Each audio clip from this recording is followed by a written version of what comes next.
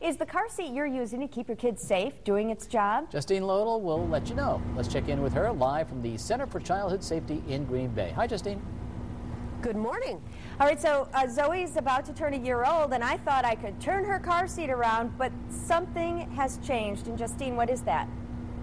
Well, there's been some studies done from 1998 to 2002 with regard to rear-facing and keeping your children rear-facing longer. And it really has to do with better protection for the child.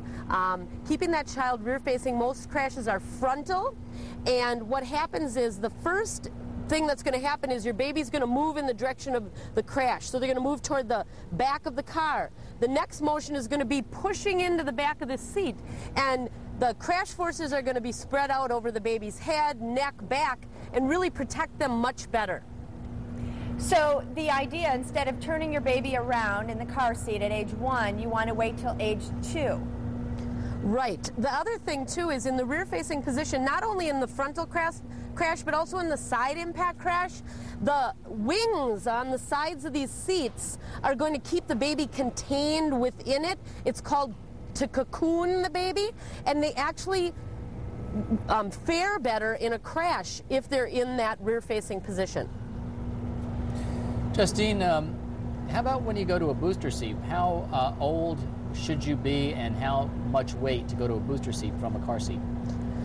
We like to see the children in a harness seat up to the limit of that seat, and what we're seeing now is more car seats on the market that go to higher weight limits.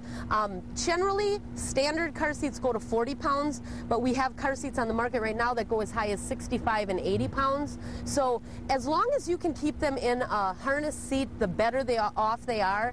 That 5-point harness is actually the safest way for them to travel. We'd be safest if we were traveling in a 5-point harness. That's what the race car drivers use. It's interesting to talk to Justine about this because I wanted so badly to be able to turn the baby around, and then she explained the neck and the back thing to me. Do you want your baby to be safe, or do you want her to be facing forward? That's Justine, you know, and she'll make you think one way, you know, about the safety of your kid. But is it a law or is it a guideline? It is a guideline. It is a guideline. And actually, we've been talking to parents about this for quite some time. And that's why they've got a lot of good data that they could go from to do this study. The Swedish keep their kids facing for a very long time. And this study that was done actually is very similar to what they've been doing in Sweden for years. So we're just a little bit behind, but we're catching up.